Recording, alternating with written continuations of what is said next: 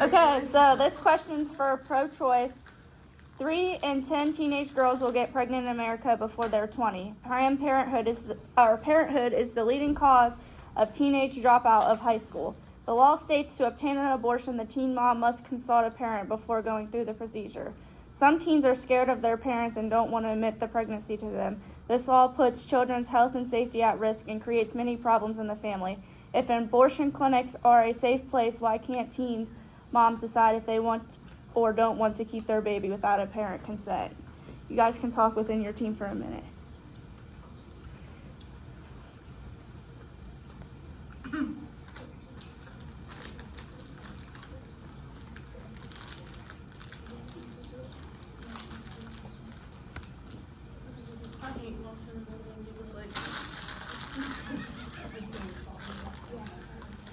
Mr. Ryder.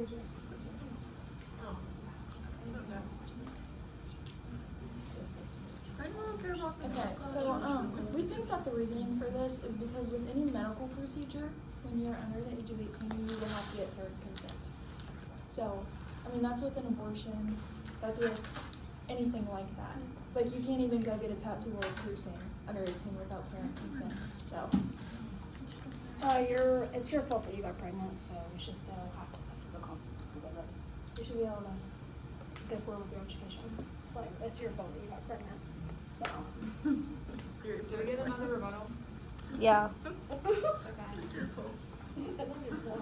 Okay, so some schools actually don't let you go to school if you were pregnant, or they'll put you in alternative classes that don't really give you an education, so sometimes you're forced to drop out. Are you okay? You guys can stand up for 30 seconds. Here, put your leg down.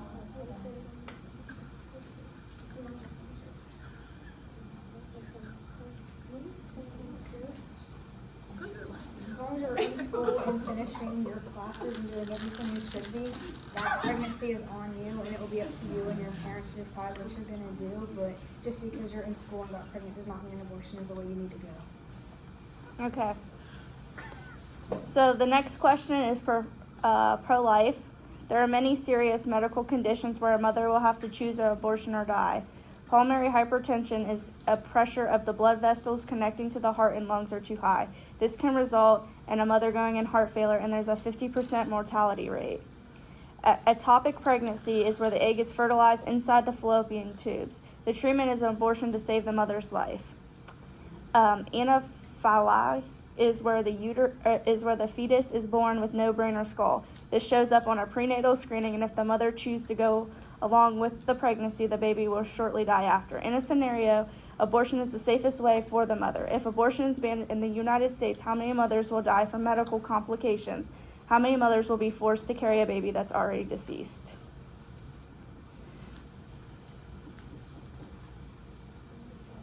Yeah, you guys can talk about it for 1 minute.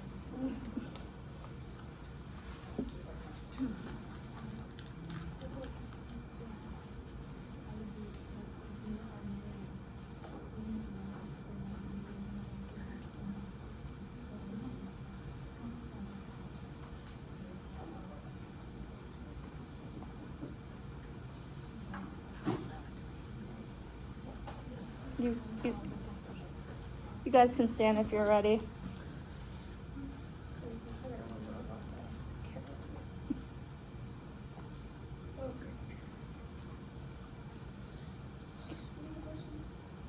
Do you want me to reread the question? Just the last part of it.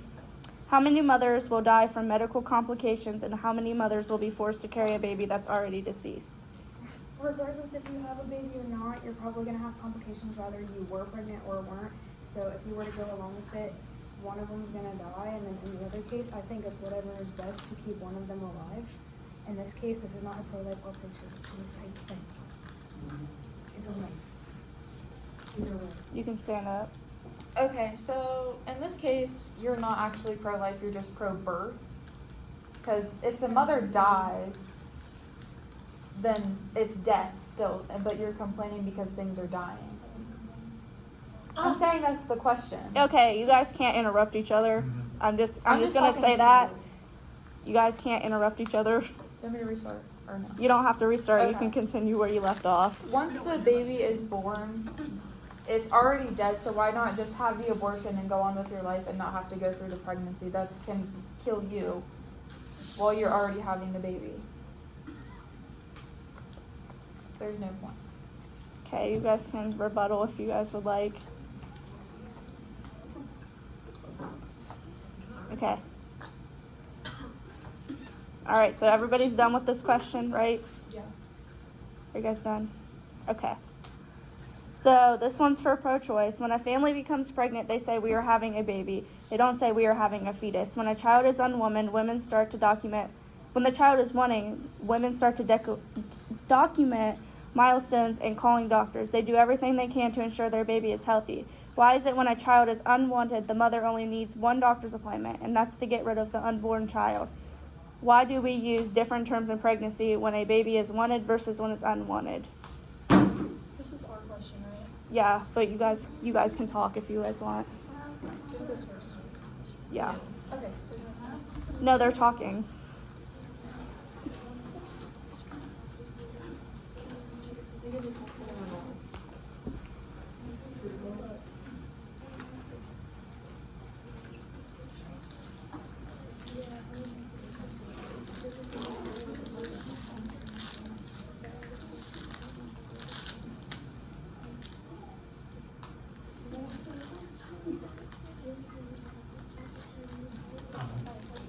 Time. All right, you guys can stand up. Okay, the reason that they use a different terminology, so instead of saying like, I want to have a fetus, you want to have a baby. Like, okay, so at the point of conception, we actually have like a chart that shows what each stage of development looks like, but it doesn't start out as a baby. It grows and it develops. This is what it looks like after conception. That's not a baby. That's a bunch of cells. That's why they use a different terminology. Okay, you guys can rebuttal. You guys can stand up for your rebuttal. It's still a living cell, though, even though if it's a baby or fetus. It's still living. It's not like it's a dead fetus. It's still alive. And if you're gonna get pregnant, then you need to take the responsibility and have the baby for fetus. Okay, you guys can stand up. Okay, so using that logic, if you eat anything, even if you eat a plant, it's still considered alive. Even though it doesn't have a brain, it doesn't have a heartbeat. But if you pick a plant, is that considered murder? No, it's not. Okay, you guys can.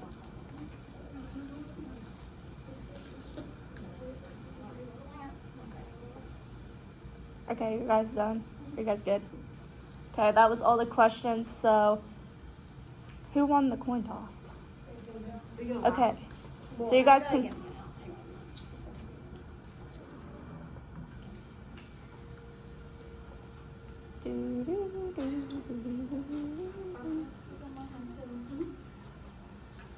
I'm gonna pause this